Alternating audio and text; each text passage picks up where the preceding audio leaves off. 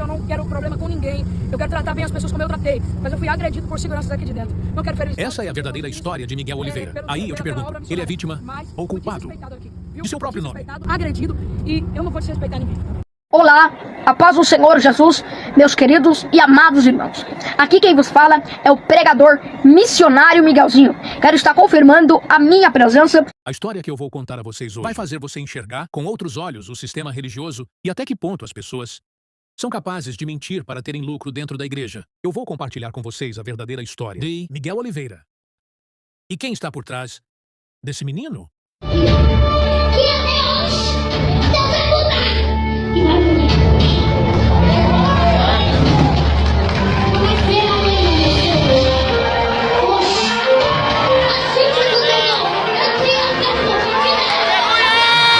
Em 12 de abril de 2010, chegava ao mundo o menino que hoje ganhou fama nacional. Seu nome: Pablo Miguel de Jesus Oliveira Andrade, mais conhecido na internet como Missionário Miguel Oliveira. Ele é o caçula, o último de 4 irmãos, sendo 3 homens contando com ele e uma menina.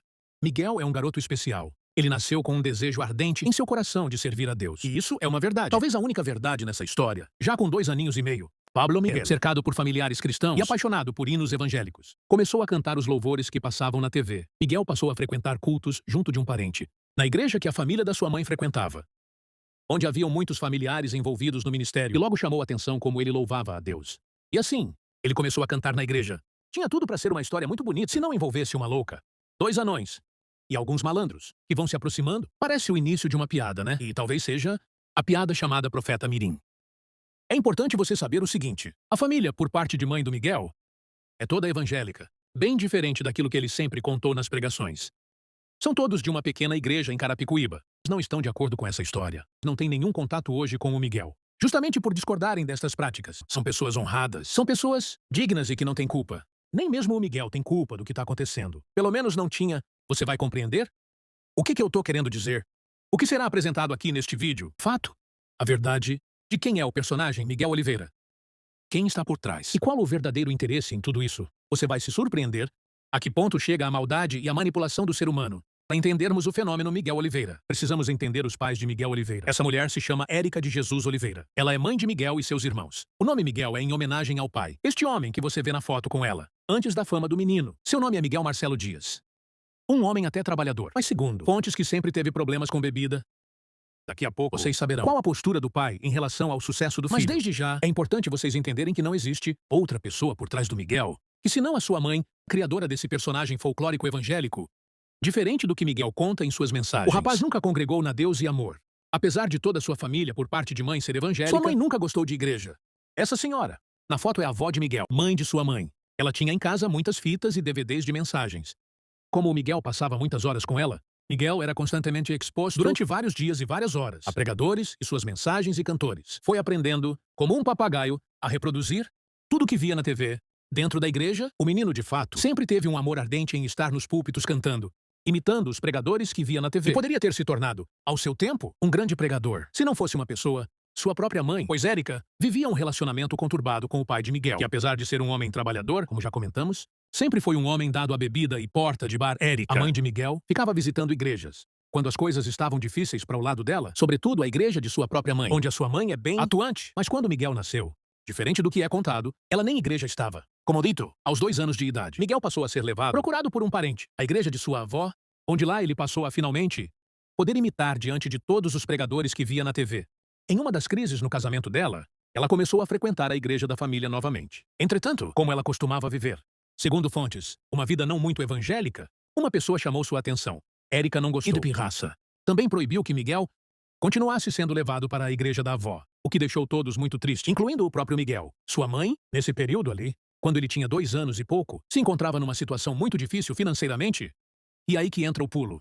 Não do gato, mas da onça. Ela passa a levar o Miguel, vestido de terninho, cantando em diversas igrejas, e como uma espécie de mãe de Miss, onde o menino chegava, ela dava um jeito de fazer o menino ter alguma oportunidade, sempre proclamando aos 4 ventos, seja nas suas redes sociais, em seus status, ou até mesmo diretamente ao entrar na igreja. Olha, o meu filho canta, hein? Dá uma oportunidade pro meu filho. E o menino cantava. E as pessoas vendo o menininho ali, com muita ousadia, imitando os pregadores que via na TV. Aquela vozinha de criança comove. Como eu disse, Aí é que entra o pulo da onça. Miguel passou a não só cantar, como uma espécie de ministração. Ele dava um pequeno testemunho. Que testemunho era esse? O testemunho que ele nasceu cego, surdo-mudo, sem as cordas vocais. Mas foi curado por uma oração da sua mãe. Diante de tamanho milagre, sua mãe teve que largar o espiritismo, para não dizer o candomblé, e seguir o caminho da igreja evangélica. Porém, como eu disse, o pulo da onça, tudo isso foi treinado. Sua mãe é a grande mentora. Esse personagem, Miguel, quando ele conta essa história em um podcast, ele não está mentindo. Ele de fato quer acreditar naquilo. Hoje eu tenho para mim que ele passa a se questionar. Chegaremos nesse ponto. Do porquê que ele não diz a verdade. Sua mãe? Não se sabe ainda o motivo. Sabe-se que ela estava numa situação financeira muito difícil. Por conhecer bastante de igreja evangélica. Por ver vários falsos testemunhos. Deve ter visto em algum lugar. Deve ter visto na internet. A ascensão de outros pregadores mirins. Não sei se a Vitória Souza, naquele momento, estava começando a ter muita agenda. Já como pregadora mirim. E a família, tendo a vida social mudada. Por conta das agendas. Eu acredito que ela viu a oportunidade. Meu filho tem talento, vou explorar isso, só que dentro de igreja pentecostal. E neopentecostal nunca é o suficiente. Ela inventa esse testemunho falso. Ela chama o Miguel. Tudo isso que eu tô te falando são de pessoas extremamente próximas. Ela chama o Miguel dentro de casa. Eu instruí Miguel. Você é um fruto de milagre? Você é um milagre, Miguel. Um menino de 2 anos e pouco. Deus curou você. Isso que você vê esses pregadores falando, aconteceu com você. Você é o escolhido, Miguel. Miguel, você não falava? Miguel, você não andava? Miguel, você não enxergava? Deus curou você através da minha oração. E diante dessa enorme maravilha, eu tive que me render ao poder imenso do Evangelho. E eu começou a acreditar e repetia isso. E convenhamos, cara, um menino de 2 anos e pouco, com o microfone na mão, com trejeitos de adulto, mas ainda assim com as características de um pequeno, dizendo algo tão forte, emociona muita gente. Não precisa ser verdade. E aí, diante da emoção, vinha a oferta. Nesse tempo, sua mãe mentia para todo mundo, dizendo que congregava numa igreja chamada Labareda de Fogo, quando na verdade não estava em igreja nenhuma. Sua mãe rodava de igreja em igreja dando esse testemunho mentiroso do filho. E a regra era bem simples. A igreja que desse uma oferta, eles voltavam. A igreja que não pagasse nada, eles nunca mais voltavam. O pequeno Pablo Miguel começa a ficar conhecido nas igrejas pentecostais, Pentecostais de Carapicuíba, região. E ainda com 3 aninhos de idade, Miguel participa de um evento na igreja do pastor Marcinho. É quando ele conhece Jorginho de Xerém. Nessa época, o pai do Miguel não estava nem aí para a vida que o filho levava, ou onde só a mulher estava com a criança. Ele só trabalhava para sustentar a casa e encher a cara no boteco. E quando ia para casa, sua esposa e o seu filho já estavam em alguma igreja por aí. Nesse período, a vida deles era cheia de idas e vindas. Érica, a mãe de Miguel, precisava congregar na igreja da família para fazer a agenda do Miguel. Quando ela conseguia uma agenda extensa, saía do ministério e ia viver em alguma outra igreja que desse mais atenção e oportunidade ao pequeno Miguel. A família não sabia do testemunho mentiroso de Miguel. Eles só tiveram conhecimento depois do podcast e já desmentiram tudo. Mas as pessoas seguem querendo acreditar nisso. As agendas começaram a ficar mais extensas. Miguel passa a contar seu testemunho em lugares cada vez maiores. É quando eles passam um tempo com essa pastora. Seu nome é Luciana. Ela é bastante conhecida na região. Ela começa a dar legitimidade ao ministério de Miguel e montar suas agendas de forma mais profissional. E aí, conforme o Miguel vai crescendo e vai pregando em diversos lugares, ele vai pregar em uma igreja que na época era bem conhecida, que era a Igreja dos Anões. A igreja do anão Marquinhos e a sua esposa lembra desse casal. Ele era um anão Marquinhos que ficava no balanço geral. Segundo fontes, a vida desse casal, que tinha até uma igreja na época, foi completamente destruída. Eles eram pessoas com grande abertura na mídia e uma rede de contatos imensa. Eles começaram a abrir novas oportunidades para Miguel e fechar agendas. Certamente com alguma porcentagem envolvida nisso. Atualmente o casal está separado e a Igreja dos Anões acabou. Tudo foi montado aos poucos de acordo com a demanda. A estrada se dá à medida que você caminha. Então no início, era Pablo Miguel, o cantor, depois Levita Miguel, depois ainda missionário Miguelzinho. Um nome bem horrível por sinal. Até chegar na formação desse Transformer atual, é o profeta Miguel. Pequeno e falso profeta. Este que àquela altura já sustentava a família toda, com exceção da sua irmã mais velha, que rompeu com a mãe. Não se sabe ainda o motivo. Mas não consegue nem falar com a mãe. Parece que ela não suporta a mãe. A irmã do Miguel, a irmã mais velha dele, não fala com a própria mãe. A mãe do Miguel. Uma menina mais velha, né? Já entendeu? Quão tóxica é essa mulher na vida de todos em volta? Você vai compreender por que eu tô falando isso. É depois da passagem de Miguel na Igreja dos Anões que a mãe percebe que há uma comoção muito maior quando o Miguel fala do que quando o Miguel canta, e a oferta também era mais expressiva. Quando o Miguel fala mais do que apenas cantava, e ela começa a treiná-lo para pregar em vez de cantar. De modo que passa-se então, a partir da Igreja dos Anões, anunciar Miguel agora como pregador. Miguel agora não é cantor. Aos poucos ele vai deixando a imagem de cantor de lado e vai voltando-se apenas para a pregação. Então seja nas redes sociais da mãe ou nas agendas ali feita pelo anão Marquinhos, ele vai sendo oferecido como um pregador. Miguel é uma vítima de sua própria família, pois todos passam a ser sustentados por suas agendas. Como eu disse, com exceção da irmã mais velha. O pai não trabalha mais. A mãe não trabalha e Miguel larga os estudos. Mas aos poucos, Miguel vai entendendo como é que as coisas funcionam. Afinal de contas, ele tem 14 anos. Ele ainda não responde por si. Essa é uma verdade. Mas ele já sabe que o que ele está fazendo é uma mentira. É um engano. Só aprendeu a gostar agora do dinheiro, do reconhecimento, da fama, do engajamento, das agendas, da bajulação. E aos poucos, aquele menino que tinha um enorme chamado para pregar a palavra vai sendo deixado num baú, onde não sabemos se ele vai conseguir ainda sair de lá. Pois Miguel vai dando vazão a esse personagem, esse falso profeta que as pessoas tanto clamam. Miguel tornou-se precocemente um falso profeta. Miguel quase sempre viaja apenas com a companhia de um dos irmãos, que ele apresenta como amigo. A mãe só vai quando a igreja ou o local exige, conforme o sucesso de seu falso testemunho vai repercutindo. Fora do nicho religioso, as pessoas começam a pedir que ele apresente algum laudo, exame ou o que fosse que comprovasse esse tal milagre extraordinário da medicina. É quando a mãe cria uma jogada, que ao mesmo tempo é genial, ao mesmo tempo é de extrema maldade. O pastor Marcinho quer outro. Picareta também. Apenas acolhe Miguel, quando percebe que o jovem está tendo bastante destaque na região, Carapicuíba, Osasco, toda aquela região ali. E aí o pastor Marcinho, antes da explosão de Miguel Oliveira, diz: fiquem aqui na minha igreja, porque eu tenho muitos contatos. Ele quer lucrar, né? Ele quer de meio que empresariar. Então, com essa promessa, eles conseguem convencer Érica, a mãe de Miguel, a irem para a igreja de Marcinho. Marcinho, ele é um cara muito conhecido nessas igrejas de revelação. Ele pode não ser um nome tão mediático, mas ele tem bastante abertura nessas empresinhas aí que enganam o povo. Ele começa a acionar seus contatos, e as agendas do Miguel começam a crescer ainda mais. Miguel começa a ir a lugares maiores, atender mais agendas e a locais cada vez mais distantes, trazendo, evidentemente, mais dinheiro para a família, que já não trabalhava. Ninguém trabalha na casa. Todos vivem às custas de Miguel. Mas Marcinho não faz isso porque é um bom pastor. Marcinho faz isso porque tem uma porcentagem no lucro das pregações de Miguel. Mas lembra que eu disse que as pessoas começaram, diante da enorme repercussão que começou a furar a bolha, Miguel passou a ser comentado em canais não evangélicos. E aí as pessoas são menos idiotas e começam a questionar. Bom, um milagre desse tem que ter um mínimo de testemunho. Tem que ter uma declaração de um médico. É o médico testemunhando algo extraordinário. E toda vez que cobravam ele esquivava-se. Esquivava-se. Cobrava uma mãe. A mãe esquivava-se. Até que a mãe teve a grande sacada. A mãe teve a coragem de dizer: paz, meus senhores. A mãe teve a coragem de dizer. Primeiro para Miguel, o esposo e os outros filhos, que estava com câncer. É isso mesmo. Passou a convencer todos que ela estava com câncer.